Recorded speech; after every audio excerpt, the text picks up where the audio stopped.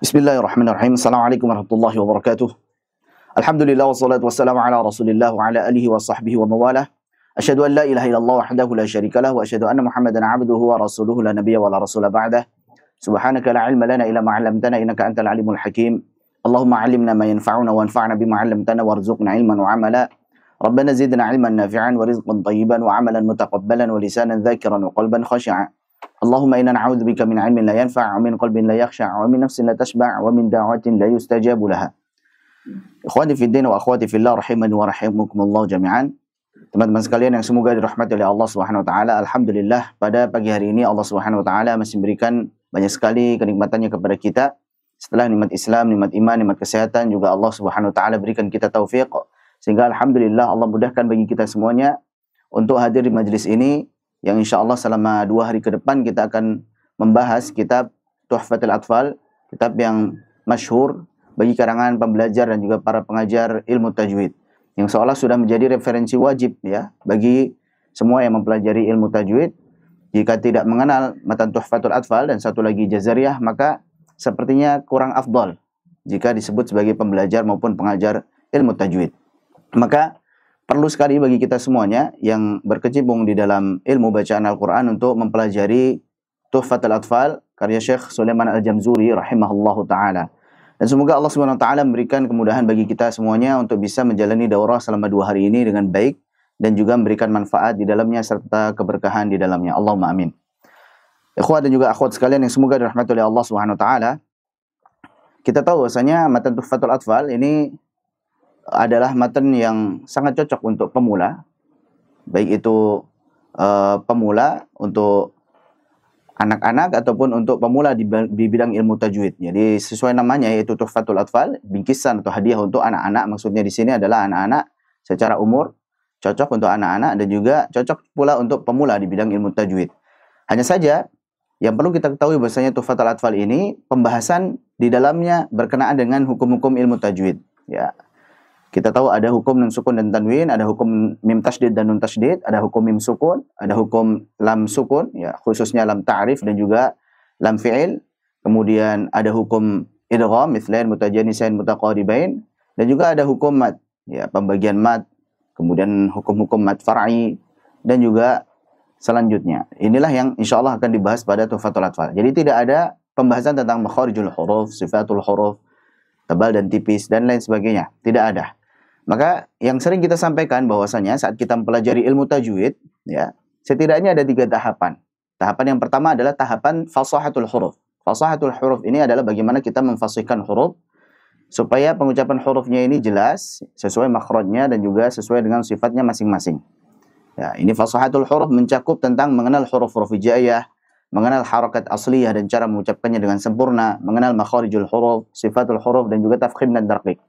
Nah, ketika sudah bagus pengucapan hurufnya fasih, maka kemudian huruf-huruf tersebut dirangkai menjadi hukum-hukum bacaan. Itulah tahapan yang kedua yang insyaallah kita akan pelajari pada Tuhfatul Atfal ini, yaitu berkenaan dengan hukum-hukum bacaan, hukum nun sukun dan tanwin, kemudian hukum mim sukun, kemudian hukum lam sukun dan juga hukum mad. Inilah yang disebut dengan ahkamut tajwid. Ya, ini disebabkan oleh gabungan antara satu huruf dengan huruf berikutnya. Ini tahapan yang kedua. Tahapan yang ketiga, kalau sudah bagus huruf-huruf tersebut dirangkai menjadi kata, maka kata-kata tersebut dirangkai menjadi kalimat. Ketika kita sudah rangkai menjadi kalimat, maka kita harus tahu di mana kita harus berhenti dan juga di mana kita memulai kembali. Maka itulah tahapan yang ketiga berkenaan dengan waqaf dan ibtida. Maka setidaknya 3 tahapan inilah yang penting di dalam kita mempelajari ilmu tajwid, dan sekarang kita sedang berada di tahapan yang kedua, yaitu mempelajari tentang hukum-hukum bacaannya. Baik, ikhwani fi din wa akhwati fillah rahimani wa rahimakumullah jami'an. Itulah tadi berkaitan dengan apa yang akan dibahas pada matan Tuhfatul Atfal. Dan matan Tuhfatul Atfal ini adalah matan yang ringkas, yang hanya berisi 61 bait saja, dan berbentuk bait-bait syair. Berbentuk bait-bait syair, berbentuk nazam, manzumah. Ya. Manzumah adalah karangan yang tersusun rapi yang berbentuk bait syair. Ada polanya, dan ini memiliki bahar rajaz. Bahar rajaz disebut juga dengan himarus syu'ara karena bodoh-bodohnya penyair bisa bikin ini bahar rajaz yang berisi 6 taf'ilat di setiap baitnya, ada 3 di bagian kanan dan 3 di bagian kiri, yang polanya adalah mustaf'ilun, mustaf'ilun, mustaf'ilun, mustaf'ilun, mustaf'ilun, mustaf'ilun. Ya, jadi mutaharrik sakin, mutaharrik sakin, mutaharrik mutaharrik sakin, mutaharrik sakin, mutaharrik sakin, mutaharrik mutaharrik sakin, dan seterusnya. Ya, sebanyak 6 kali mustaf'ilun, mustaf'ilun, mustaf'ilun, mustaf'ilun, mustaf'ilun, mustaf'ilun. Ini yang paling mudah. Jadi bahr rajaz adalah bahr yang paling mudah, sehingga disebut dengan apa tadi? Himarus syu'ara. Kemudian ada beberapa catatan penting ya terkait dengan Tuhfatul Atfal ini. Yang pertama adalah bahwa materi ini nanti sering keluar dari kaidah nahwu, dan itu biasa, namanya syair. Biasanya kita sering mendengar li daruratin nazm, ya, karena darurat supaya menyesuaikan timbangan bait syair, maka terkadang menyelisih daripada kaidah nahwu, dan itu diperbolehkan di dalam bait syair. Kemudian yang kedua, nanti terdapat hukum mithlain, mutajanisan, mutaqaribain yang berkaitan dengan idgham, ya, idgham yang dilihat dari sisi makhraj dan sifatnya, padahal Tuhfatul Atfal ini tidak membahas tentang bab makhrijul huruf dan sifatul huruf, sehingga nanti kita akan berikan sedikit saja sesuai dengan keperluan terkait dengan makhrijul huruf secara ringkas supaya nyambung dengan pembahasan mithlain, mutajanisain dan mutaqaribain ini. Kemudian yang ketiga, nantinya di sini banyak sekali tadhyil, ya. Kemudian yang keempat terkait dengan perkataan Syekh Sulaiman Al-Jamzuri, wa adhiranna lama fi'alin mutlaqa. Insyaallah nanti akan kita bahas secara khusus pada tempatnya, ya. Wa adhiranna, dan benar-benarlah jelaskanlah lama fi'lin, lam fi'il mutlaqa secara mutlak. Jadi seolah-olah di sini beliau memberikan hukum lam fi'il itu hanya izhar saja. Yang jelas bahwa lam fi'il itu adalah izhar dan idgham, tapi nanti insyaallah kita akan bahas secara rinci pada tempatnya. Namun ini semuanya tidak mengurangi daripada keistimewaan, keutamaan nazam Tuhfatul Atfal ini, di mana nazam Tuhfatul Atfal ini bahkan lebih masyhur daripada nazam Syatibiyah misalkan dalam ilmu qiraat, karena memang Tuhfatul Atfal ini Masya Allah sesuai dengan doa daripada pengarangnya, yaitu beliau berdoa, arju bihi ayan fa'at tullaba wal ajra wal qabula wal thawaba. Saya berharap dengan adanya nazam ini, Tuhfatul Atfal ini dapat bermanfaat bagi para penuntut ilmu, dan juga memberikan pahala, dan juga al-qabul, diterima, baik itu di sisi Allah maupun di sisi manusia. Masya Allah. Ya, ini menunjukkan keikhlasan beliau insya Allah, sehingga maka lillahi abqa. Apa yang diniatkan untuk Allah insya Allah akan kekal. Ya, buktinya dari sekian banyak karangan di bidang ilmu tajwid, Tuhfatul Atfal ini termasuk yang paling masyhur daripada kitab-kitab tajwid yang lainnya yang berbentuk nazam. Jadi yang berbentuk nazam, begitu banyak para ulama yang mengarang kitab tajwid, ya, pembahasan tajwid, akan tetapi yang paling masyhur yang insya Allah kita semuanya mengenalnya adalah Tuhfatul Atfal ini. Demikian ikhwani fillah rahimani wa rahimakumullah jami'an, kita insya Allah akan masuk pada bab muqaddimah. Silakan dibuka, ya, yang memiliki bukunya dibuka pada halaman ke-8. Dan insya Allah ditampilkan juga PDF-nya di layar teman-teman sekalian. Bagi yang mungkin bukunya belum sampai atau yang belum memiliki bukunya, yang menyimak, silahkan dilihat via PDF yang ditampilkan di layar teman-teman sekalian. Baik, halaman 8, silahkan. Pendahuluan. Jadi pendahuluan kita akan membahas An-Nadhim rahimahullah ta'ala wa nafa'ana Allah bi'ulumihi fid dharain, Allahumma amin. Beliau terlebih dahulu memulai dengan Bismillahirrahmanirrahim. Ini penting, ya. Jadi saat kita mungkin setoran kepada seorang guru, baik itu syekh maupun ustaz, untuk menyetorkan bacaan Tuhfatul Atfal ini, maka kita terlebih dahulu qala an-nadhim rahimahullah ta'ala Bismillahirrahmanirrahim. Kenapa? Karena Bismillahirrahmanirrahim adalah bagian daripada perkataan an-nadhim, bagian daripada perkataan Syekh Sulaiman Al-Jamzuri. Maka ini yang penting. Jadi Bismillahirrahmanirrahim ini adalah bagian daripada Tuhfatul Atfal. Kenapa ini perlu kita sampaikan? Karena ada beberapa buku di bidang ilmu tajwid, ya, buku Tuhfatul Atfal ini yang dia tidak menyantumkan Bismillahirrahmanirrahim. Jadi langsung. Jadi qala an-nadhim rahimahullah taala yaqulu raji rahmatil ghafuri misalkan, atau qala an-nadhim rahimahullah taala al-muqaddimah yaqulu raji rahmatil ghafuri. Padahal selayaknya dia mencantumkan Bismillahirrahmanirrahim. Dari mana kita tahu bahwasanya Bismillahirrahmanirrahim bagian daripada Tuhfatul Atfal? Itu ada dari dua sisi. Yang pertama adalah dari syarah Syekh Sulaiman Al-Jamzuri sendiri. Jadi Syekh Sulaiman Al-Jamzuri punya syarah namanya Fathul Aqfal. Jadi Fathul Aqfal ini adalah syarah ringkas daripada Tuhfatul Atfal. Di situ beliau menyampaikan abtadi'u bi bismillah. Saya memulai dengan Bismillahirrahmanirrahim. Jadi ini sudah beliau sampaikan sendiri di syarahnya. Itu menunjukkan bahwasanya Bismillahirrahmanirrahim bagian daripada Nazam Tuhfatul Atfal. Yang kedua, kita mengetahuinya daripada syarah Tuhfatul Atfal yang disebut dengan Fathul Malikil Muta'al. Fathul Malikil Muta'al ini adalah karya daripada Syekh Muhammad Al-Mihi. Syekh Muhammad Al-Mihi ini adalah anak daripada Ali Al-Mihi, daripada Syekh Ali Al-Mihi. Sedangkan kita tahu Syekh Ali Al-Mihi adalah guru daripada Syekh Sulaiman Al-Jamzuri. Jadi ini Syekh Sulaiman Al-Jamzuri punya guru namanya Syekh Ali Al-Mihi. Syekh Ali Al-Mihi punya anak namanya Syekh Muhammad Al-Mihi. Nah, Syekh Muhammad Al-Mihi ini bikin syarah Tuhfatul Atfal yang bernama Fathul Malikil Muta'al. Di situ beliau mengatakan qala an-nazim rahimahullahu taala Bismillahirrahmanirrahim. Dia berkata an-nazim yaitu Syekh Sulaiman Al-Jamzuri, Bismillahirrahmanirrahim. Seandainya Bismillahirrahmanirrahim bukan bagian daripada Tuhfatul Atfal, maka tentunya Syekh Sulaiman Al-Jamzuri akan mengingkarinya karena keduanya ini hidup satu zaman. Ya, beliau pasti mengatakan, ini saya tidak mengatakan ada Bismillahirrahmanirrahim di situ. Kenapa kok dicantumkan misalkan? Tapi kenyataannya tidaklah demikian. Itu menunjukkan bahwasanya Bismillahirrahmanirrahim bagian daripada Nazam Tuhfatul Atfal. Ini poin yang pertama. Jelas insyaallah? Baik.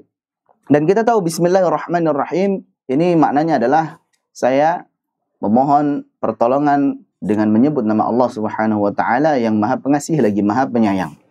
Ya, seseorang yang memulai aktivitas yang baik, yang penting biasanya dia akan memulai dengan Bismillahirrahmanirrahim. Ini disebut sebagai apa? Basmalah. Jadi kata Bismillahirrahmanirrahim disebut sebagai basmalah. Adapun kalau bismillah saja, maka itu disebut sebagai tasmiyah. Ya, kalau kita misalkan ya ghulam kul biyaminik samillah misalkan, samillah, maka ini tasmiyah saja, bismillah. Kita mau makan bismillah saja. Baik, tapi kalau lengkap Bismillahirrahmanirrahim ini disebut dengan basmalah. Ya, itu bedanya. Dan basmalah ini memang dicontohkan oleh Nabi SAW di setiap aktivitasnya yang baik.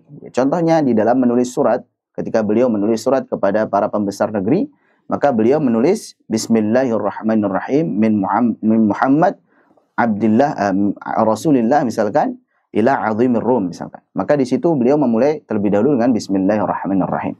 Dan jauh sebelum beliau, Nabi Sulaiman alaihi salam juga menulis Bismillahirrahmanirrahim dalam suratnya kepada Ratu Saba. Ya, beliau menuliskan innahu min Sulaimana wa innahu bismillahirrahmanirrahim. Ya, ini menunjukkan bahwa ketika kita memulai sesuatu, menuliskah atau berbuatkah, beraktivitaskah yang baik dengan bismillahirrahmanirrahim, maka insyaallah akan mendatangkan keberkahan dari Allah SWT, akan memudahkan aktivitas kita dan menjadi bermanfaat insyaallah. Dan yang perlu diketahui juga adalah mengucapkan bismillahirrahmanirrahim setiap aktivitas yang baik, bukan aktivitas yang buruk. Seseorang mungkin mau mencuri kemudian dia katakan bismillah semoga enggak ketahuan. Maka ini tidak boleh. Karena menempatkan sesuatu bukan pada tempatnya. Maka kita hanya mengucapkan bismillahirrahmanirrahim saat ingin memulai aktivitas yang baik saja. Baik. Dan Nabi SAW bersabda, hadis yang masyhur, kullu amrin dzibalin la yubda'u bi bismillahi fahuwa aqta' au ajzam au abtar. Setiap amalan, setiap perkara yang baik, yang penting, yang tidak dimulai dengan bismillahirrahmanirrahim, maka perkara tersebut akan terputus, tidak berkah, atau pincang, ya, atau apa? Terputus, abtar maksudnya yang terputus ekornya, artinya tidak mendatangkan kebaikan. Demikian, ini terkait bismillahirrahmanirrahim. Dan makna bismillahirrahmanirrahim, saya menulis, ketika beliau menulis bismillahirrahmanirrahim misalkan, maka saya menulis nazam ini dengan menyebut nama Allah Subhanahu wa taala yang Maha Pengasih lagi Maha Penyayang, agar Allah mudahkan penulisan buku ini, kemudian memberikan keberkahan di dalamnya dan juga menjadikannya bermanfaat bagi kaum muslimin. Itulah maksud daripada bismillahirrahmanirrahim. Adapun kata Ar-Rahman dan Ar-Rahim, ini dua nama Allah Subhanahu wa taala yang mulia yang mengandung sifat rahmah, kasih sayang dari Allah Subhanahu wa taala. Hanya bedanya untuk Ar-Rahman ini adalah kasih sayang yang Allah Subhanahu wa taala berikan kepada seluruh makhluknya. Ya, baik yang beriman maupun yang tidak beriman, semuanya mendapatkan rezeki dari Allah Subhanahu wa taala, diberikan hidup, nafas, pakaian, makanan, minuman. Maka terkadang yang kafir lebih banyak daripada yang beriman. Nah, ini di dunia saja. Untuk yang kafir hanya di dunia saja. Jadi Ar-Rahman ini lebih luas daripada Ar-Rahim. Kalau Ar-Rahman ini mencakup kasih sayang Allah kepada seluruh makhluknya. Semuanya diberikan rezeki. Wa ma min dabbatin illa 'ala Allahi rizquha wa ya'lamu mustaqarraha wa mustawda'aha. Adapun Ar-Rahim wa kana bil mu'minina rahima. Ini khusus bagi orang-orang yang beriman saja. Ya, seperti di dunia ini kita diberikan nikmat Islam, nikmat iman, kemudian nikmat ketenangan. nikmat bisa beribadah kepada Allah Subhanahu wa taala, bermunajat. Ya, ini semuanya adalah nikmat yang diberikan oleh Allah Subhanahu wa taala, karena Allah Subhanahu wa taala memiliki nama Ar-Rahim, di mana rahmat tersebut diberikan kepada orang-orang yang beriman secara khusus, dan di akhirat nanti orang-orang yang beriman mendapatkan surga dan juga keridhaan dari Allah Subhanahu wa taala. Adapun orang-orang yang tidak beriman maka tidak mendapatkan apapun selain daripada dilemparkan ke neraka, waliyadzubillah. Maka ini berkaitan dengan bismillahirrahmanirrahim. Bait yang pertama, halaman ke-10. Beliau mengatakan, yaqulu raji rahmatil ghafuri dauman Sulaimanu huwal jamzuri. Yaqulu, dia berkata, raji, orang yang berharap, orang yang mengharapkan, rahmati, kasih sayang, al-ghafuri, zat yang maha pengampun. Dauman, senantiasa, Sulaimanu, Sulaiman, nama orang, huwa, dia adalah al-jamzuri, orang jamzur. Baik. Tahapan kita di dalam memahami Tuhfatul Atfal ini, yang pertama, antum hafalkan terlebih dahulu. Ini ahsan. Jadi dihafalkan nazam ini karena ini ringkas, sangat mudah. Seorang penuntut ilmu tajwid sepertinya wajib sina'i ini, maksudnya bukan wajib syar'i yang kalau kita lakukan kita mendapatkan pahala, yang kita tinggalkan kita dapat dosa, bukan. Wajib sina'i yang menjadi kewajiban bagi orang yang belajar ilmu tajwid. Kalau antum belajar tajwid, ya antum wajib ngafal ini gitu. Misalkan antum belajar kimia, fisika dan sebagainya, antum wajib nih hafal rumus-rumus ini. Nah, misalkan, maka ini wajibnya namanya wajib sina'i, wajib untuk orang yang mempelajari ilmu tersebut. Maka Tuhfatul Atfal ini sudah menjadi suatu kewajiban bagi seorang pembelajar ilmu tajwid untuk menghafalkannya. Juga jazariyah, ini minimal 2 ini. Kemudian kita sambung dengan matan-matan yang lain, itu afdal, itu lebih utama. Baik. Jadi yang pertama hafalkan matanya, kemudian yang kedua tahapannya adalah pahami kosakatanya terlebih dahulu, mufradatnya. Jadi makna setiap katanya. Yaqulu, dia berkata, raji, orang yang berharap, rahmati, kasih sayang, al-ghafur, zat yang maha pengampun, dauman, senantiasa, Sulaimanu, Sulaiman, nama orang, huwa, dia adalah al-jamzuri, orang jamzur. Ini namanya apa? Kosakata, ya, makna tiap katanya, mufradatnya. Yang ketiga, kalau kita sudah tahu, dan ini kunci tadi, kosakata ini kunci. Yang ketiga adalah tarjamah tafsiriyahnya, yang sudah menjadi buah pikir antum, ya. Tidak letterlek dari awal berkata orang yang berharap kasih sayang dari zat yang maha pengampun senantiasa, Sulaiman adalah orang jamzur, bukan begitu. Tetapi sudah menjadi buah pikir kita, ini namanya tarjamah tafsiriyah, ya. Bisa misalkan kita otak-atik, yang penting maknanya tidak berubah. Ya, yang penting maksudnya tidak berubah. Contoh misalkan, berkata orang yang senantiasa berharap ampunan atau berharap kasih sayang dari zat yang maha pengampun, yaitu Sulaiman al-Jamzuri, titik 2 misalkan. Ini contoh, ya. Atau bisa juga, Sulaiman al-Jamzuri, dia adalah orang yang mengharapkan kasih sayang daripada zat yang maha pengampun. Dia berkata, titik 2. Ini misalkan, ini terjemah tafsiriyah. Sah-sah saja. Baik. Jadi ini tahapan yang ketiga. Jadi setelah kita tadi hafal matanya, setiap baitnya kita hafalkan. Yang kedua, pahami kosakatanya, harus tahu kosakatanya ini maknanya apa, ini maknanya apa. Yang ketiga, kemudian kita berikan terjemah tafsiriyah. Baru yang keempat adalah kalau kita syarah, kalau berkaitan dengan hukum, misalkan nanti kita bahas misalkan satu kata yaqulu kita bahas, raji kita bahas apa di situ, kemudian al-ghafuri kita bahas, dauman kita bahas dan sebagainya. Nah, maka ini yang keempat. Baik. Baru yang kelima, kalau nantinya berkaitan dengan praktek, maka kita harus bisa mempraktekannya dengan baik. Maka inilah tahapan di dalam memahami syarah daripada Tuhfatul Atfal. Baik, kita lihat bait yang pertama tadi. Jadi yaqulu raji rahmatil ghafuri dauman Sulaimanu huwal jamzuri. Nah, ini berkata orang yang senantiasa mengharapkan kasih sayang daripada zat yang maha pengampun, yaitu Sulaiman al-Jamzuri. Titik 2. Baik, ini menunjukkan bahwasanya bait ini adalah perkenalan diri dari beliau. Bahwa nantinya perkataan ini semuanya adalah perkataan daripada saya, yaitu Syekh Sulaiman al-Jamzuri. Demikian. Jadi beliau kenalkan dirinya terlebih dahulu. Dan ketika beliau katakan yaqulu raji, ini merupakan bentuk kesopanan. Ya, berkata orang yang mengharapkan kasih sayang daripada zat yang maha pengampun. Baik. Siapa dia? Yaitu Sulaiman al-Jamzuri. Nah, ini merupakan bentuk kesopanan. Yaqulu. Qala yaqulu artinya berkata. Dan ini adalah fi'il mudhari'. Jadi dalam nazam kita bisa menggunakan fi'il mudhari' maupun fi'il madhi. Bisa yang kata kerja sekarang atau akan datang maupun kata kerja yang sudah lampau. Jadi yaqulu raji di sini misalkan. Atau qala Muhammadun huwa ibnul Jazari misalkan bisa dengan fi'il madhi. Maka tidak masalah dengan fi'il mudhari' maupun fi'il madhi. Raji orang yang berharap. Dari fi'il raja yarju rajaan. Raja yarju rajaan adalah berharap tetapi disertai dengan menempuh sebab. Ya, bukan hanya pengen tapi tidak mau gerak, gitu. Tidak mau action. Itu namanya hanya angan-angan belaka. Jadi hanya angan-angan belaka. Al-amal itu namanya. Seorang yang pengen kaya tapi malas-malasan gitu. Seorang yang pengen sehat tapi mager. Seorang yang mungkin pengen dicintai oleh Allah tapi malas dalam beribadah dan sebagainya. Maka itu bukanlah raja, akan tetapi itu adalah amal. Itu hanya angan-angan belaka. Maka ketika disebut raji orang yang berharap, berarti seseorang tersebut harus menempuh sebab. Apa yang beliau harapkan di sini? Rahmat. Kasih sayang dari Allah Subhanahu wa taala, Al-Ghafur, Zat yang Maha Pengampun. Berarti beliau harapkan rahmat dan juga ampunan dari Allah Subhanahu wa taala. Apa yang harus dilakukan oleh orang yang mengharapkan rahmat dan kasih sayang dari Allah? Tentunya adalah bagaimana supaya Allah sayangi dia dan ampuni dia dengan sebab-sebab yang telah dijelaskan oleh Allah dalam Al-Qur'an dan juga sabda Nabi di dalam hadis-hadisnya. Yaitu bagaimana kita menjadi seorang yang bertakwa. Kita berusaha menjalankan apa yang Allah Subhanahu wa taala perintahkan kepada kita. Semampu kita, fattaqullaha mastata'tum. Dan kita meninggalkan seluruh apa yang Allah Subhanahu wa taala larang daripada kita. Ya ayyuhalladzina amanu taqullaha haqqa tuqatih. Maka dengan demikian insyaallah Allah Subhanahu wa taala akan cintai kita dan juga Allah akan ampuni kesalahan-kesalahan kita. Demikian. Rahmati Al-Ghafuri. Ada yang menarik di sini. Kenapa di sini Syekh Sulaiman Al-Jamzuri menyebutkan Rahmati Al-Ghafuri? Bukan misalkan Rahmatir Rahmani misalkan.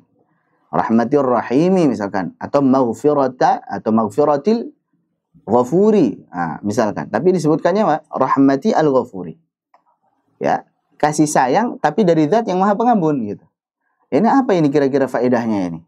Nah, barangkali teman-teman ada yang tahu mungkin apa faedah daripada Allah Syekh Sulaiman Al-Jamzuri menyebutkan Rahmatil Ghafuri.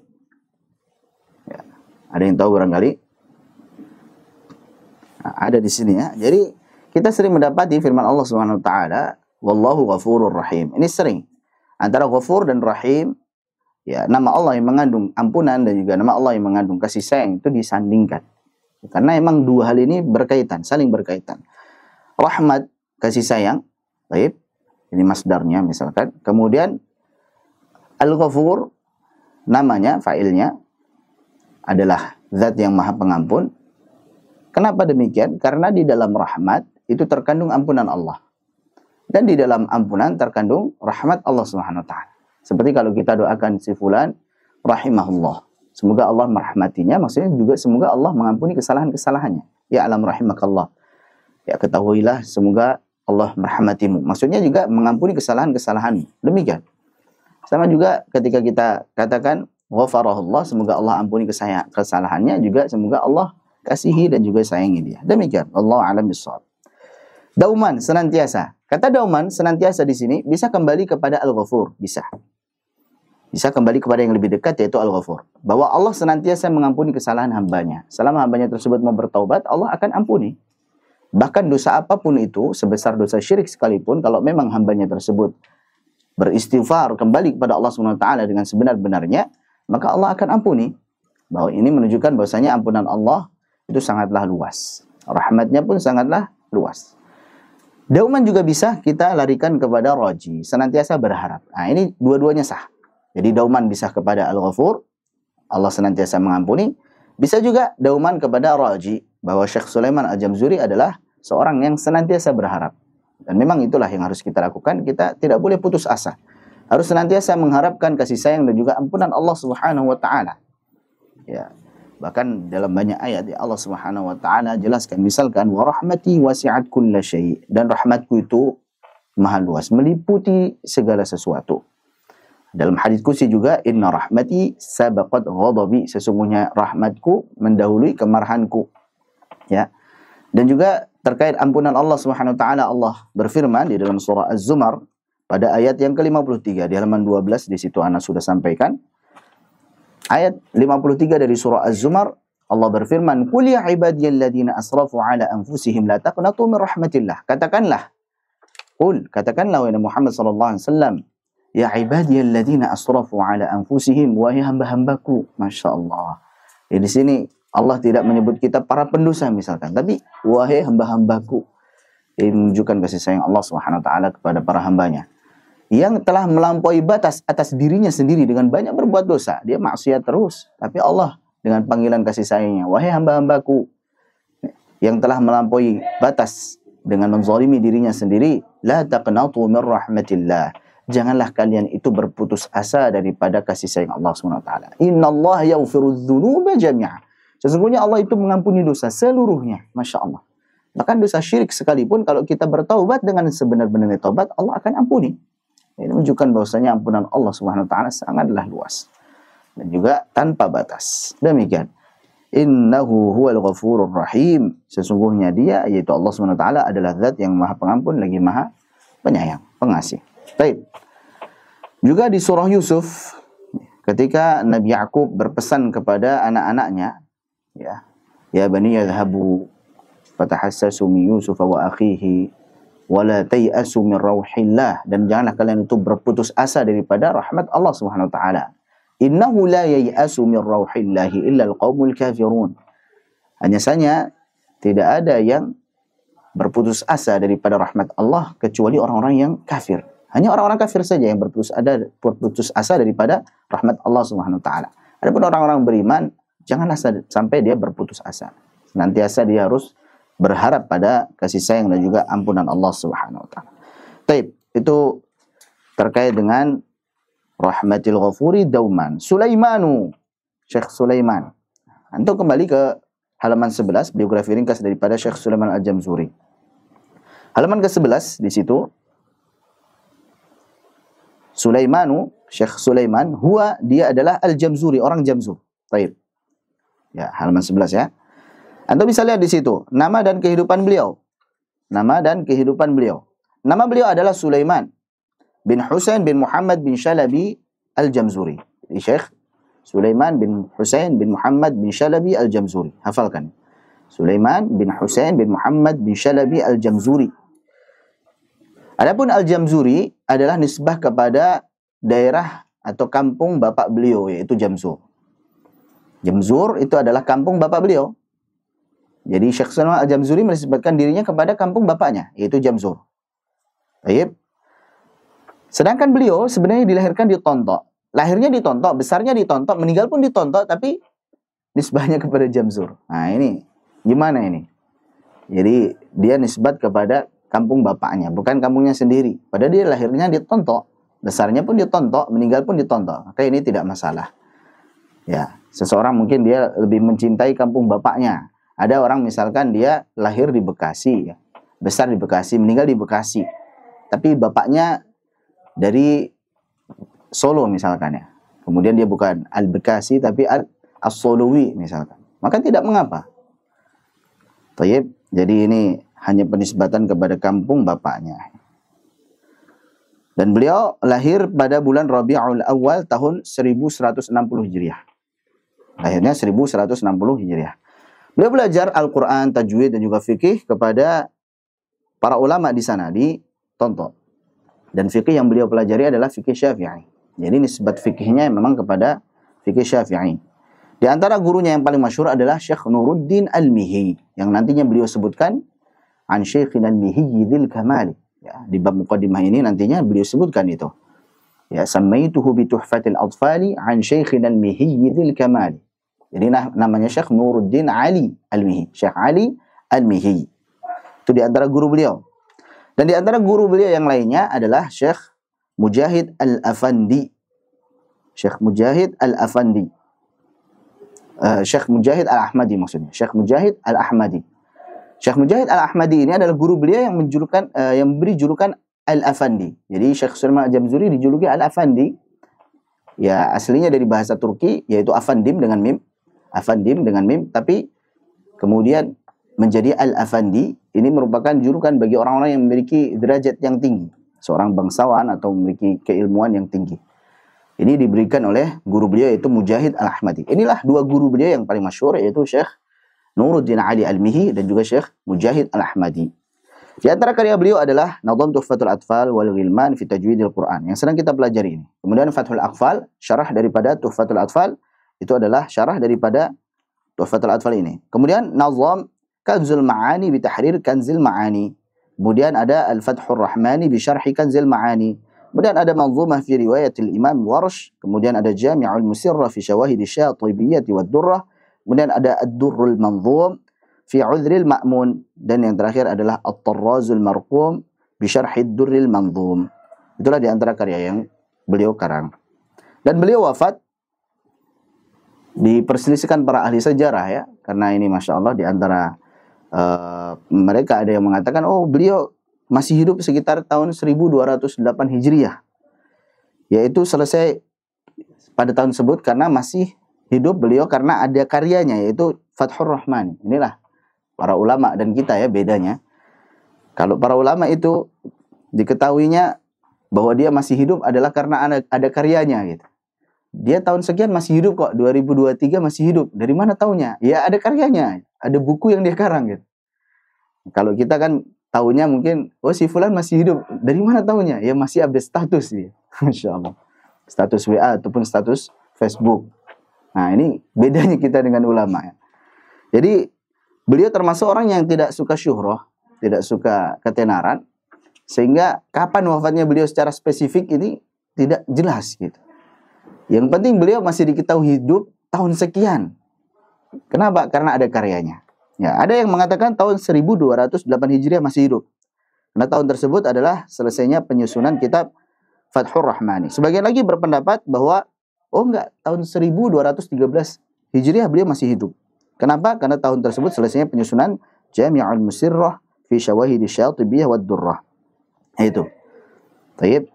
Dan ini yang lebih tepat insyaallah adalah yang tahun 1213 Hijriah. Wallahu a'lam bishawab. Semoga beliau merahmati, semoga Allah merahmati beliau dan mengumpulkan kita semua di surganya. Allahumma amin. Baik, itulah tadi bait yang pertama. Bait yang kedua, silakan buka halaman 13. Ma'anal hamdalah dan juga as-salawat. Halaman 13 bait yang kedua kita bahas. Beliau mengatakan alhamdulillahi musallian ala Muhammadin wa alihi wa man tala. Alhamdu segala puji lillahi bagi Allah, musallian sembari bersalawat ala atas Muhammadin Muhammad sallallahu alaihi wasallam wa alihi dan keluarga beliau, wa man tala dan siapa saja yang tala. Siapa saja yang tala. Itu kita akan artikan apa itu tala. Baik. Tala di sini bisa diartikan membaca, tala yatlu. Bisa juga tala yatlu maksudnya adalah tabi'a yatba'u, mengikuti. Jadi tala bisa dua makna, yaitu membaca dan mengikuti ya, untuk catat. Alhamdulillahi musallian ala Muhammad wa alihi wa man tala. Segala puji bagi Allah Subhanahu wa taala. Sembari bersalawat kepada Nabi Muhammad sallallahu alaihi wasallam, keluarganya dan juga siapa saja yang mengikuti atau siapa saja yang membaca Al-Qur'an.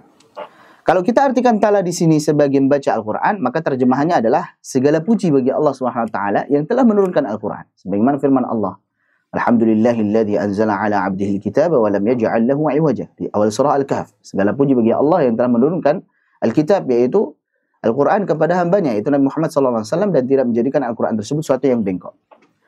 Jadi segala puji bagi Allah yang telah menurunkan Al-Quran, musallian ala Muhammadin, sembari bersalawat kepada Muhammad SAW yang telah diturunkan Al-Quran kepadanya dan mengajarkan Al-Quran tersebut kepada sahabatnya, keluarganya, wa alihi dan keluarga beliau, mencakup juga para sahabat beliau yang sezaman dengan keluarga beliau, wa alihi dan juga keluarga beliau yang telah mempelajari Al-Quran pertama kali dari Muhammad SAW, serta mengajarkan kepada generasi selanjutnya, yaitu generasi tabi'in sampai kepada kita, wa man tala dan siapa saja yang membaca Al-Quran.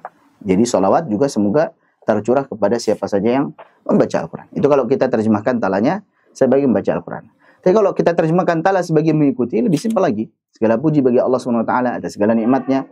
Salawat serta salam semoga tercurah kepada Nabi Muhammad SAW, keluarga beliau, dan siapa saja yang mengikuti mereka dalam kebaikan. Demikian. Alhamdulillah. Kita ulang. Alhamdu itu maknanya adalah pujian, segala puji. Alnya di sini maknanya lil istighraq. Jadi alif lamnya di sini lil istighraq. Segala puji. Semua pujian. Baik. Segala puji. Lillahi, lamnya di sini adalah lil ikhtisas, khusus, hanya bagi Allah. Maka tidak jarang kita lihat terjemahan alhamdulillahi rabbil alamin, segala puji hanya bagi Allah, hanya. Baik, lil ikhtisas. khusus untuk Allah Subhanahu wa taala. Maksudnya seperti apa? Maksud daripada alhamdu itu adalah pujian yang disertai dengan kecintaan terhadap yang dipuji. Jadi bukan hanya sekedar muji saja, tapi harus diiringi dengan kecintaan terhadap yang dipuji. Kenapa? Karena yang dipuji tersebut sempurna dari segi zatnya, sifatnya, dan juga perbuatan-perbuatannya. Baik, ini makna daripada alhamd. Jadi panjang sebenarnya. Makna daripada alhamd bukan hanya pujian saja, tapi pujian yang diiringi dengan kecintaan terhadap yang dipuji karena sempurna di dalam zatnya, sifatnya, dan juga perbuatan-perbuatannya. Jelas ya? Maka ketika kita memuji Allah Subhanahu wa taala, kita iringi dengan kecintaan kepadanya. Dan ketika kita memuji Allah Subhanahu wa taala, baik itu saat kita mendapatkan nikmat maupun ketika mendapatkan cobaan. Alhamdulillah ala kulli hal. Kita memuji Allah Subhanahu wa taala dalam kondisi apapun itu. Baik mendapatkan nikmat maupun sedang mendapatkan ujian daripada Allah Subhanahu wa taala. Demikian. Ini terkait dengan alhamdu. Dalam bahasa Arab ya, ada alhamdu, ada al-madhu. Ana sudah jelaskan di situ di halaman 14, silakan antum bisa lihat. Jadi alhamdu artinya pujian, al-madhu juga artinya pujian. Bahkan hamida yahmadu, hamida ha mim dal, madaha mim dal ha. Itu cuma beda urutan saja, tapi hurufnya sama. Ada huruf ha, ada huruf mim, ada huruf dal. Hamida yahmadu sama madaha yamdahu, memuji. Hanya saja secara khusus ini penggunaannya lain. Hamida yahmadu memuji tapi disertai dengan kecintaan terhadap yang dipuji. Seperti ketika memuji Allah Subhanahu wa taala, kita cintai Allah Subhanahu wa taala. Sedangkan kalau kita memuji dengan madaha yamdahu, amdahu, saya memuji. Maka ini tidak melazimkan harus diiringi kecintaan. Seseorang bisa saja memuji musuhnya atau memuji siapa saja yang dia inginkan tanpa harus diiringi dengan kecintaan. Ada maunya, ini namanya al-madhu.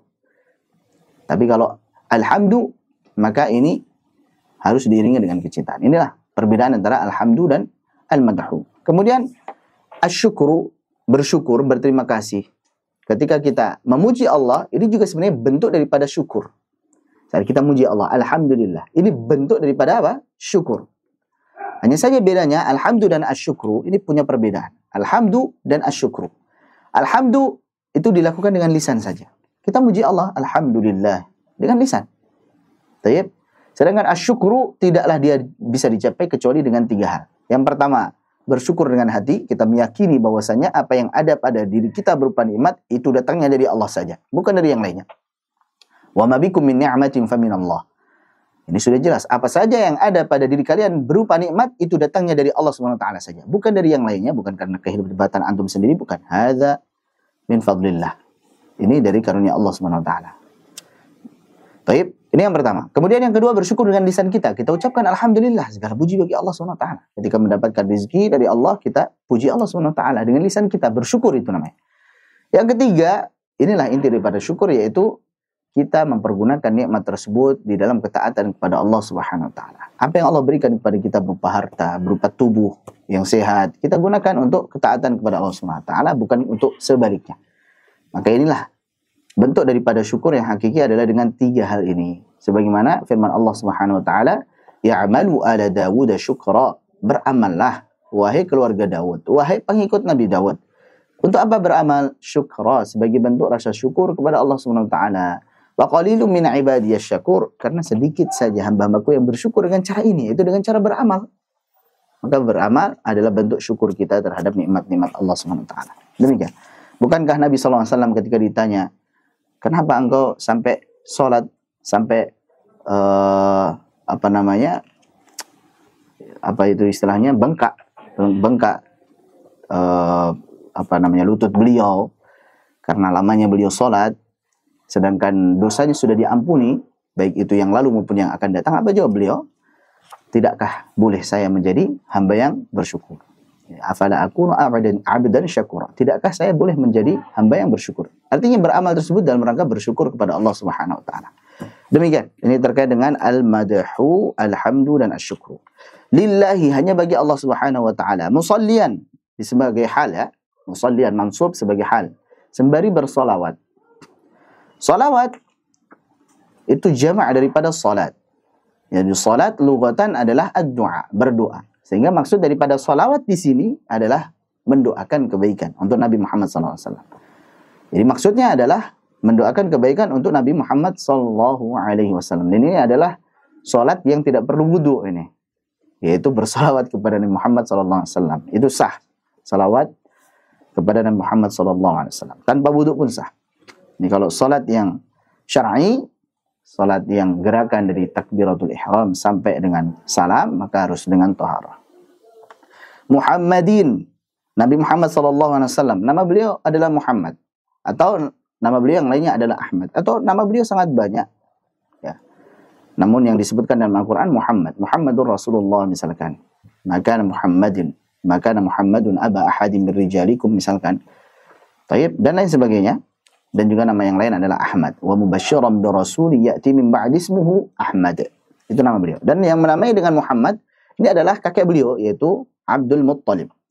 Ya, kisahnya adalah saat Abdul Muttalib masih muda beserta dengan teman-temannya ya, melakukan perjalanan. Kemudian ketika ditanya, kalian dari mana? Dari Arab. Ya. Seorang pendeta ini mengatakan bahwa nanti akan ada nabi yang bernama Muhammad. Ya. Nabi terakhir yang ditunggu-tunggu yang bernama Muhammad. Maka kemudian ternyata yang paling pertama kali memiliki cucu dari mereka adalah Abdul Muttalib, dan Abdul Muttalib menamai cucunya dengan Muhammad. Dan itulah nabi yang terakhir yang ditunggu-tunggu. Allahu a'lam bishawab. Muhammad artinya adalah yang terpuji. Ini harapan daripada Abdul Muttalib, dan itu dikabulkan oleh Allah Subhanahu wa taala. Nabi Muhammad adalah seorang makhluk yang dipuji, baik itu di bumi maupun di langit. Makhluk yang paling mulia daripada makhluk yang lainnya, yaitu Nabi Muhammad sallallahu alaihi wasallam. Wa alihi, dan alnya beliau. Baik. Alihi di sini menurut para ulama ada dua pendapat. Alihi di sini bisa jadi secara umum, pendapat Al-Imam An-Nawawi, yaitu siapa saja yang beriman kepada Muhammad SAW. Jadi siapa saja yang mengikuti beliau. Jadi seluruh pengikutnya. Makanya tadi misalkan ya'malu ala Dawud syukra, diterjemahkan di situ bukan keluarga Daud tapi apa? Pengikut Nabi Daud. Atau wa yauma taqumu sa'atu adkhilu ala fir'auna. Pada hari ditegakkannya as-sa'ah, hari kiamat, maka masukkanlah ala Fir'aun, pengikut Fir'aun. Jadi bukan keluarga Fir'aun. Kalau keluarga Fir'aun ya istrinya saja mukminah, bahkan termasuk mukminah yang terbaik, yaitu Asia. Maka al di situ maknanya adalah pengikut secara umum. Ketika disebutkan wa alihi dan salawat, maksudnya doa kebaikan juga semoga tercurah kepada pengikut beliau, ya semoga kita semuanya masuk di dalamnya. Semua yang beriman masuk kepada alihi. Ini untuk pendapat daripada Al-Imam An-Nawawi. Pendapat yang pertama secara umum. Pendapat yang kedua adalah keluarga secara khusus. Siapa itu? Yaitu istri-istri beliau, anak keturunan beliau, dan siapa saja yang beriman dari Bani Hashim dan Bani Muttalib. Ini yang dimaksud dengan Ahlul Bait. Jadi istri-istri beliau, azwajuhu wa dzurriyyatuhu wa mu'minu Bani Hashim wa Bani Muttalib, dan siapa saja yang beriman dari Bani Hashim dan Bani Muttalib. Ini pendapat daripada Al-Imam Ibnu Katsir rahimahullah ta'ala. Demikian, ini terkait dengan wa alihi. Wa man tala, dan siapa saja yang tala, siapa saja yang membaca Al-Quran, atau siapa saja yang mengikuti di dalam kebaikan. Sudah kita jelaskan tadi. Jadi tala bisa bermakna siapa saja yang membaca Al-Quran, atau siapa saja yang mengikuti beliau. Tala bisa bermakna qara'a yaqra'u, atau apa? Tabi'a yatba'u. Baik, itu tadi penjelasan tentang bait yang kedua. Dan tentang salawat kepada Nabi Muhammad SAW, atau bisa lihat di situ di halaman 15. Salawat kepada Nabi Muhammad SAW adalah amalan yang sangat mulia, sangat agung di sisi Allah SWT. Kenapa? Kalau kita lihat dalam Al-Quran, Allah biasanya memerintahkan orang-orang yang beriman langsung, ya ayyuhalladzina amanu. Perintah ini, larangan ini misalkan. Khusus untuk salawat kepada Muhammad SAW, itu Allah mulai dari dirinya sendiri dulu dan juga para malaikatnya. Innallaha wa malaikatahu yusalluna 'alan nabi ya ayyuhalladzina amanu sallu 'alaihi wa sallimu taslima. Ini menunjukkan apa? Keutamaan salawat kepada Muhammad SAW. Allah mulai terlebih dahulu darinya dan juga para malaikatnya. Dalam sebuah hadis yang sering kita dengar, Nabi SAW bersabda, "Man shalla 'alayya salatan wahidatan sallallahu lahu biha 'ashra." Barang siapa yang bersalawat kepadaku satu kali, maka Allah akan bersalawat kepadanya 10 kali lipatnya. Bait yang ketiga, halaman 16, silakan dibuka. Makna nazam dan juga inti pembahasan. Kalau yang bait kedua tadi intinya apa? Intinya adalah tentang hamdalah dan juga salawat. Kalau bait yang pertama perkenalan diri. Itu ya, antum pahami isi setiap baitnya, inti daripada setiap baitnya. Bait yang pertama intinya tentang perkenalan diri dari beliau. Bait kedua terkait dengan hamdalah dan salawat. Bait yang ketiga terkait dengan nazam dan inti pembahasannya. Wa ba'du hadzal nazmu lil muridi. Wa ba'du. Adapun selanjutnya disebut sebagai faslul khitab. Wa ba'du ini disebut sebagai faslul khitab. Pemisah pembicaraan yang memisahkan antara muqaddimah dan juga isi pembahasan. Ya, seorang khatib misalkan innal hamdalillah nahmaduhu wa nasta'inuhu wa nastaghfiruh dan seterusnya sampai kemudian amma ba'du. Adapun selanjutnya ini memisahkan antara muqaddimah tadi yang berupa hamdalah, salawat dan sebagainya, kemudian dipisah dengan amma ba'du atau wa ba'du, disebut sebagai faslul khitab. Adapun selanjutnya maka nantinya akan berisi tentang pembahasan. Hadzal nazmu, nazam ini. An-nazmu di sini masdar tetapi maknanya adalah maf'ul. An-nazmu ay al-manzumah. Manzumah ya, yaitu karangan yang tersusun rapi, yang berbentuk bait syair, ada polanya. Ya, kalau kita di bahasa Indonesia misalkan ada rima. Ya, ada polanya misalkan AA atau mungkin ABAB misalkan. Baik. Jadi jelas. Kalau di sini wa ba'du hadzal nazmu lil muridi di fi nuni wat tanwini wal mududi di. Jadi di. Arju bihi ayan fa'atullah ba wal ajra wal qabula was thawaba misalkan, atau samaituhu bi tuhfatil atfali li an syaikhina al-mihiyyi dzil kamali li dan sebagainya. Baik, ini nazam. Manzumah. Lawan daripada nazam adalah nasr. Nun sa'ra. An-nasru itu adalah karangan yang berbentuk uraian, paragraf. Bukan berbentuk bait syair, tapi berbentuk uraian, paragraf. Ya, seperti usul salatah, seperti qawaidul arba' dan sebagainya, itu berbentuk apa? Paragraf. Adapun yang ini tuhfatul atfal, jazariyah dan sebagainya, ini berbentuk apa? Nazam. Itu beda antara nazam dan nasr. Lil muridi, bagi yang menginginkan. Arada yuridu iradatan. Muridun, murid. Ini sudah jadi bahasa Indonesia, diserap menjadi bahasa Indonesia. Murid, kita semuanya murid-murid. Nah, ini sudah menjadi isyarat bahwa seorang murid haruslah dia memiliki rasa ingin tahu dan ingin bisa. Jadi harus punya rasa itu. Kalau murid nggak ingin tahu, ya nggak usah jadi murid gitu. Atau nggak ingin bisa, ya nggak usah jadi murid gitu. Seorang murid haruslah dia punya rasa ingin tahu dan ingin bisa. Itulah fungsi kita jadi murid gitu. Finnuni yang menginginkan pada pembahasan, finnuni pada pembahasan nun, maksudnya nun sukun, nun as-sakinah. Wat tanwini dan juga tanwin, wal mududi dan juga mat. Baik, kita perhatikan di sini, pembahasan yang beliau bahas adalah finnuni wat tanwini wal mududi. Nun sukun dan tanwin dan juga mat. Padahal di dalamnya ada lam sukun. Dalamnya ada idgham, mithlain mutajanisain mutaqaribain. Tapi disebutkan hanya finnuni wat tanwini wal mududi saja. Maka ini fungsinya adalah lil ikhtisar, untuk meringkas. Jadi pembahasan nun sukun sampai mat gitu ya. Pembahasan nun sukun sampai mat. Jadi tidak beliau sebutkan semuanya, atau yang beliau sebutkan hanya pembahasan yang awal dan juga yang akhir saja. Yang awal ada nun sukun dan tanwin, yang akhir adalah mat. Sedangkan lam sukun, kemudian idgham, beliau tidak sebutkan. Karena kepanjangan kalau disebutkan di sini, fin nuni wat tanwini wal mimi wan nunil musyaddadataini wal mimi sakinati, terus ini kepanjangan. Kan disebutkan diringkas saja sampai wal mududi. Demikian. Jelas ya, insyaallah itu tadi inti daripada bait yang ketiga terkait dengan nazam, apa itu nazam dan juga apa itu isi pembahasan daripada nazam ini. Lanjut, bait yang keempat, beliau mengatakan samaituhu bi tuhfatil atfali an syaikhina al-mihiyyi dzil kamali. Samaituhu, saya menamainya bi tuhfatil atfali, dengan tuhfatul atfal. An syaikhina, dari guru kami, al-mihiyyi, yaitu al-mihi. Siapa tadi? Nuruddin Ali al-mihi. Dzil kamali, yang memiliki kesempurnaan. Baik. Kita bahas. Samaituhu bi tuhfatil atfali. Ini terkait dengan apa? Nama kitab beliau. Beliau namakan dengan apa? Tuhfatul Atfal. Samaituhu, saya menamainya, hu di sini balik kepada an-nazam. Bi tuhfatil atfali, dengan tuhfatul atfal. Bingkisan bagi anak-anak.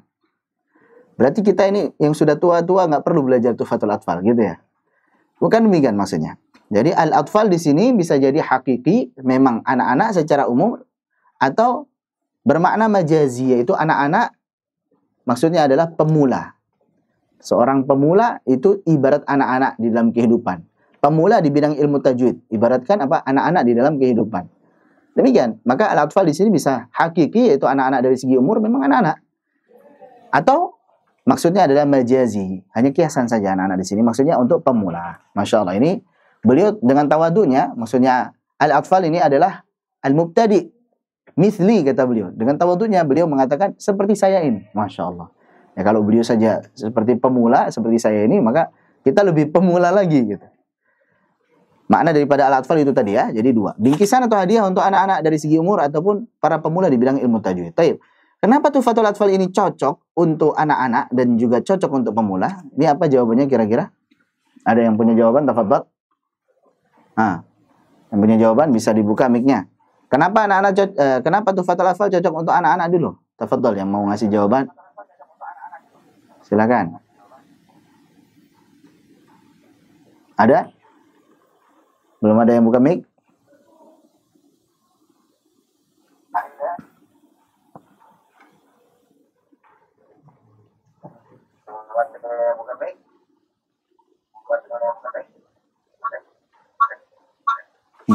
Feedbacknya. Baik, cukup ya. Jadi, kenapa cocok untuk anak-anak? Kita perhatikan di sini. Tuhfatul Atfal berisi hukum-hukum bacaan. Kalau ada nun sukun ketemu ba, oh hukumnya iklab. Kalau ada nun sukun ketemu kaf misalkan, oh hukumnya ikhfa. Baik. Bukan berisi tentang apa? Makhraj, sifat, tebal tipis, tidak. Ya, makhrajnya di sini misalkan, atau sifatnya ini. Misalkan ini sifatnya hamas, kemudian rakhawah, kemudian istifal, kemudian infitah, kemudian ismat misalkan, kemudian sofir misalkan. Nah, tidak. Maka ini sangatlah berfaedah ya, Masya Allah. Kenapa ini cocok buat anak-anak? Karena anak-anak dari segi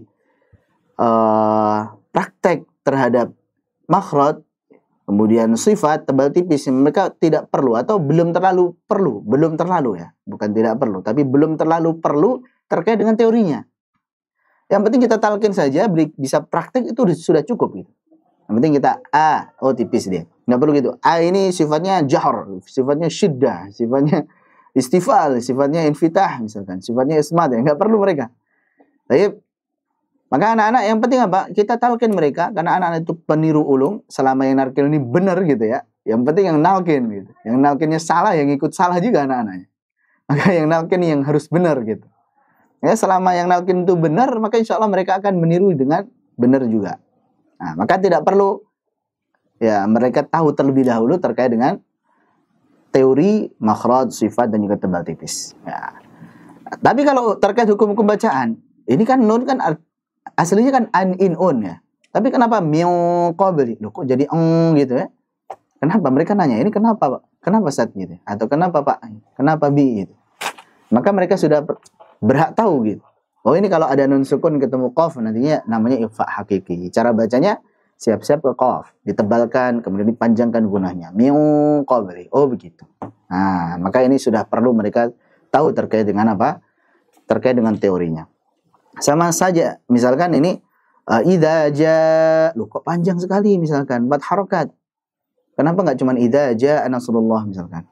Oh ini namanya mad wajib muttasil, panjangkan 4 harokat, lebih panjang lagi misalkan. Atau dallin 6 harokat. Ini kenapa? Namanya mad lazim, sudah mad lazim 6 harokat, panjangkan 6 harokat. Demikian. Itulah kenapa Tuhfatul Atfal cocok untuk anak-anak dari segi umur. Dan cocok pula untuk pemula. Kenapa cocok untuk pemula?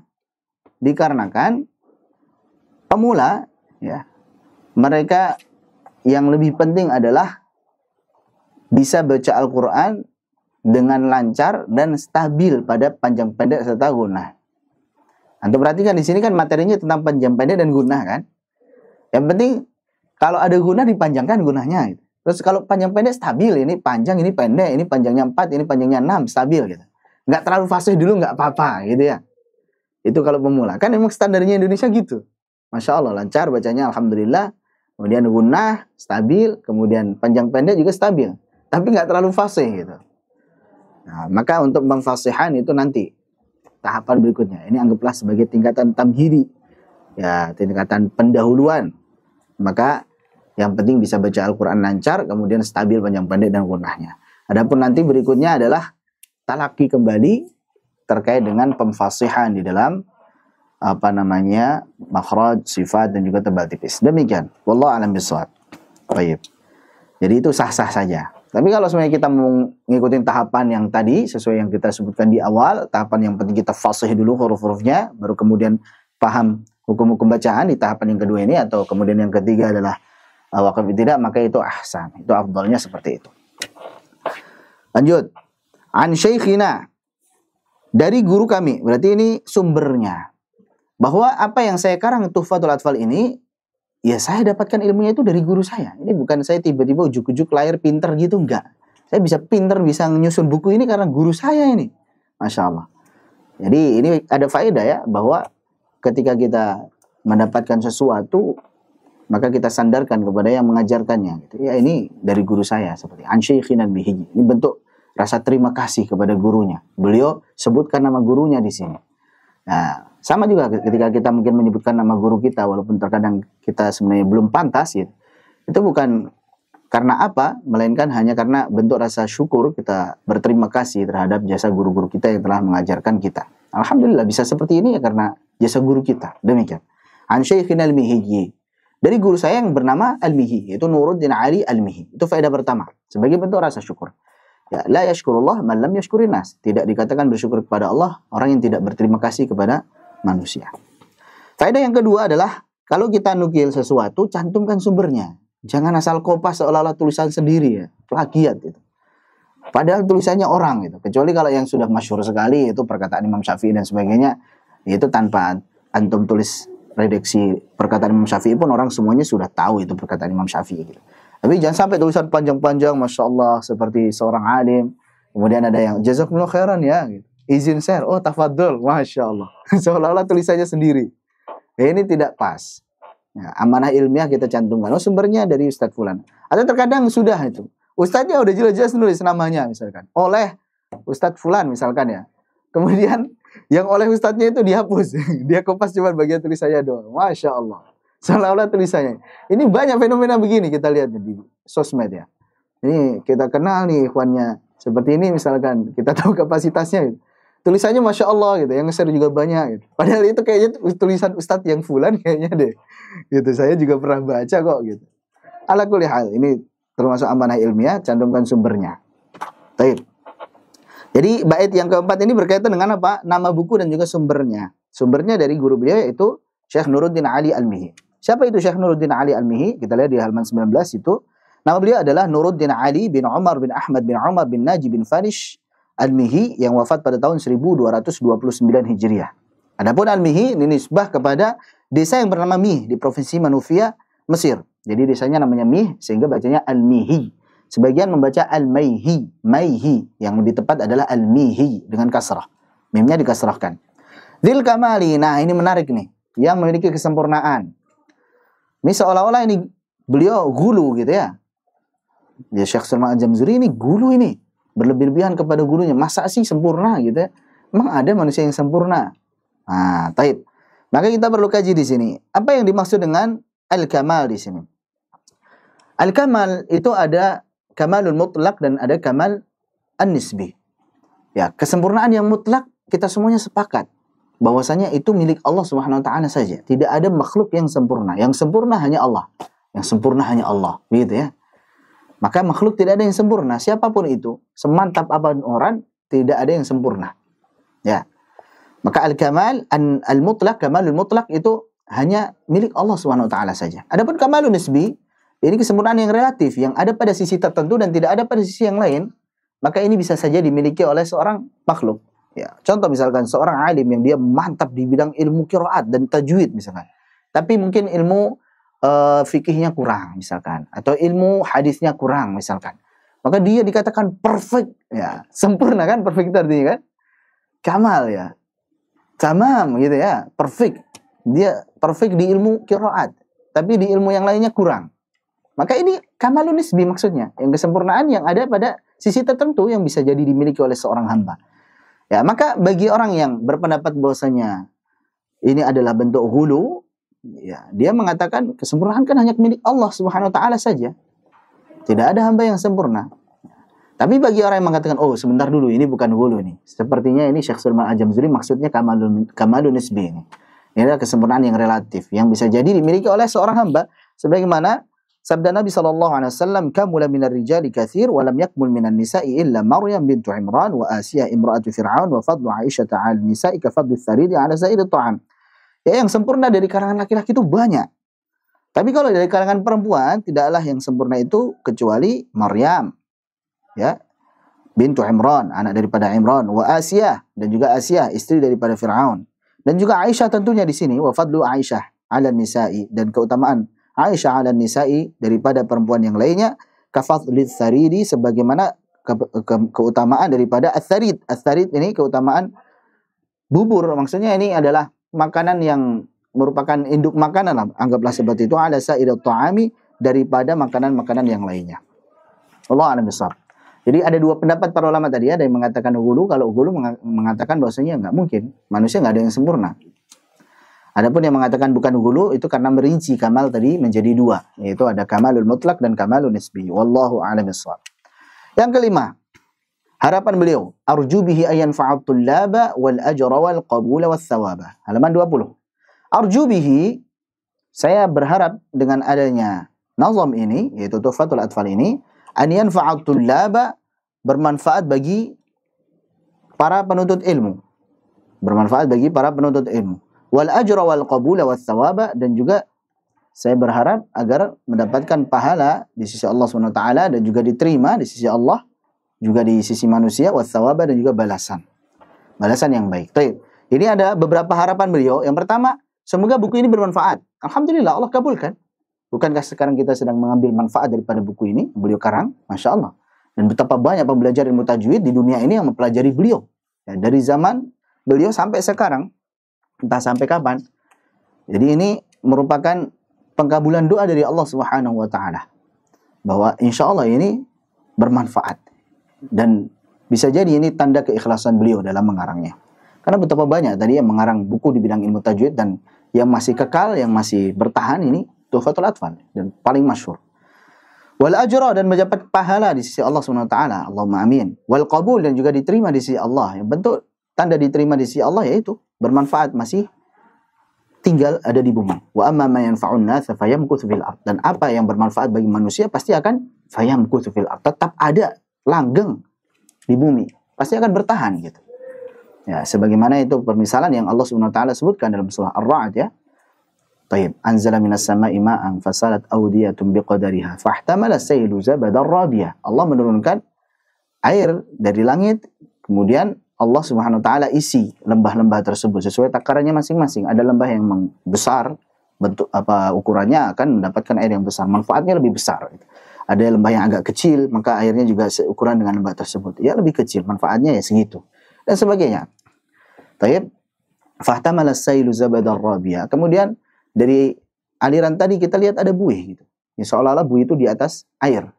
Ya, seolah-olah dia lebih eksis. Tapi padahal kalau kita tunggu sebentar dia habis, hilang.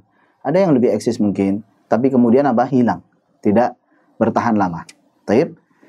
Ya, ini permisalan daripada hak dan batil, apa yang dilakukan ikhlas untuk Allah dan juga apa yang dilakukan tidak ikhlas. Wa amma ma yanfa'un nasa fayamkuthu fil ard. Kalau yang bermanfaat bagi manusia pasti akan apa? Bertahan di bumi. Itu yang Allah terima, itu yang bermanfaat gitu. Air itu masih bertahan. Dia bermanfaat bagi manusia, akan tetap ada gitu. Ya, sebagaimana wa mimma yuqiduna alaihi fin nar ibtigha ahliyatin aw mata'in zabadu mithlu. Sama juga. Misalkan ada besi, logam yang ditempa, dipanaskan, ya. Kemudian ada buih-buihnya, ada kotoran-kotorannya yang dari proses tadi. Maka itu yang tidak bermanfaat, ini nggak dipakai. Ini jadi perhiasan atau jadi perabot-perabotan. Ini yang dipakai, ini yang bermanfaat. Demikian. Makanya ikhlas insya Allah akan bertahan. Wal ajra wal qabula, dan diterima oleh Allah SWT, dan bentuk diterimanya oleh Allah SWT adalah diterima juga di kalangan makhluknya. Alhamdulillah. Kita pakai Tuhfatul Atfal ini. Wa thawaba, dan juga thawab, balasan yang baik dari Allah SWT. Taib. Al-ajr dan al-thawab, ya, ini sama-sama balasan yang baik. Hanya saja bedanya, yang pertama, al-ajr itu pasti baik. Kalau disebutkan al-ajr itu pahala, pahala itu pasti baik. Tapi kalau al-thawab itu masih umum. Nah, baik atau buruknya itu lihat konteksnya. Kalau di sini ya pasti baik gitu.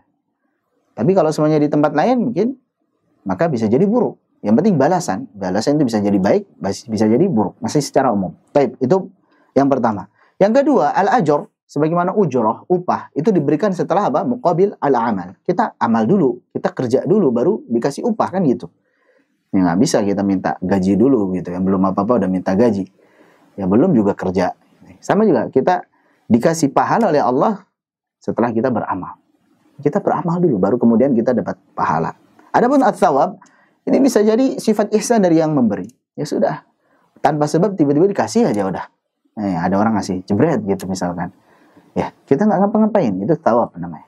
Taib, itu perbedaan yang kedua. Jadi ajar itu muqabil al-amal, tapi kalau ats-tsawab itu ihsan dari sang pemberinya. Sifat ihsan daripada sang pemberinya. Yang ketiga, al-ajr, itu adalah balasan yang sesuai dengan pekerjaannya. Misalkan emang gajinya 1 juta misalkan, dikasih 1 juta, itu namanya ajar. Kalau dilebihin 1.100.000, makanya 100-nya ini bonus, itu namanya tsawab. Wallahu a'lam bishawab. Itu beberapa pendapat para ulama terkait perbedaan al-ajr dan ats-tsawab. Baik, untuk sesi pertama kita cukupkan dulu. Insyaallah nanti sesi yang kedua kita lanjut pada hukum nun sukun dan tanwin. Baik. Jadi untuk sesi pertama ini kita cukupkan, mohon maaf karena tadi kita mulainya telat ya. Insyaallah kita break. Nanti kita kabari di grup jam berapa kita akan mulai kembali. Semoga bermanfaat untuk yang muqaddimah ini. Kita tutup dengan doa kafaratul majelis. Nanti kalau ada pertanyaan silakan tanyakan pada akhir sesi kedua. Nanti insyaallah kita buka untuk sesi tanya jawab. Kita tutup. Assalamualaikum warahmatullahi wabarakatuh.